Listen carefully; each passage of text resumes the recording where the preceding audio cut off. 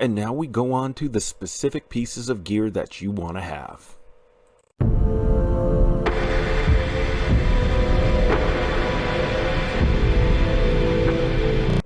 Hello everyone, and welcome back down here to the Gamer's Den with me, your host, Jordan, your master of lore and storyteller extraordinaire, taking another look at the 5th edition Rune Knight build, and today going over their equipment selection. But before we get into the details of what exactly you want to pick up, if you're new here to the channel, then go on down there and hit that subscribe button and become a regular member here at the Gamer's Den. Or, if you're already part of such a legendary roster, then go on down and hit the like button and share the video far and wide. But now, let's go ahead and take a look at exactly how to kit yourself out. So, since this guide started off principally as a sword and shield kind of thing, I'd be remiss to not bring up the longsword. Does 1d8 points of slashing damage, or 1d10 if you end up two-handing for some reason. This is a pretty standard go-to weapon.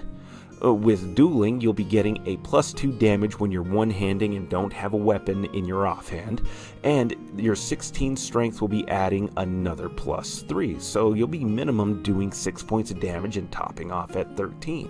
Not bad at all. And then you're also going to want to get a shield to go with it, as adding a +2 to your armor class is never going to hurt, and remember that you can get magical shields to help make these bits of equipment even more useful, and get your longsword enchanted as well. But if you're going to go with Great Weapon Master, then taking the Halberd and the Polearm Master feat will be absolutely paramount for you. There's no greater standard, and it deals 1d10 points of damage. It's slashing, it's piercing, it's got a nice little spike at the top for that.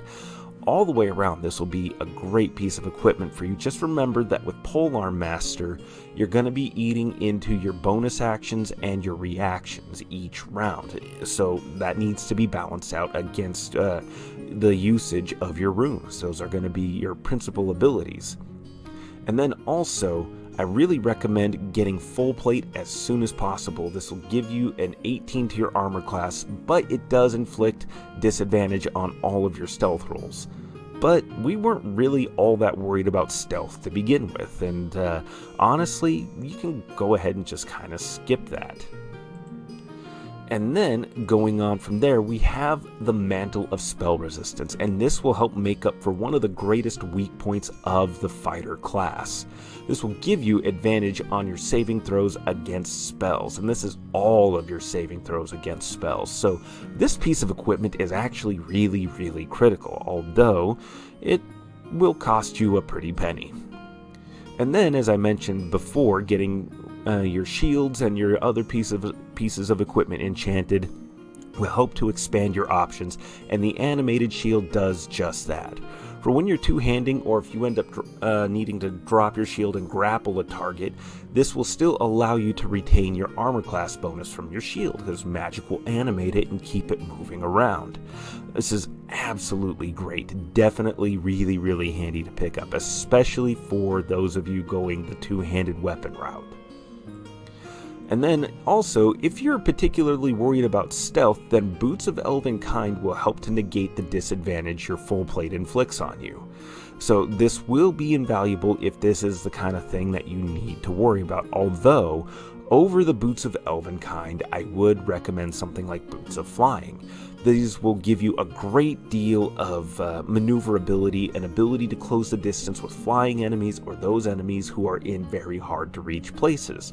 So Boots of Flying over Elvenkind, but this is an option for you if you are worried about stealth rolls. But more importantly than those are Belts of Giant Strength. These are running anywhere from Hill to Storm Giant, and these will take you from 21 strength at Belts of Hill Giant Strength all the way up to 29 if you're going with Storm Giant, although Storm Giant is legendarily rare. But this will boost your attack, your damage, and your strength saving throws, so absolutely something you want to pick up. And in the same vein, Amulets of Health will do the same thing, but for your constitution, boosting your hit points and your constitution saving throws, so that's another really handy piece of equipment. And then we have the usual adventurer standard fare. You have Heward's Handy Haversack, which will allow you to draw items, the exact items that you want from your pack as a move action, but without provoking an attack of opportunity. Or Bags of Holding, absolutely useful. Then you have Flying Carpets, Portable Holes, and then Potions of Healing, or Potions of Health rather, to help kind of keep you chugging right on along.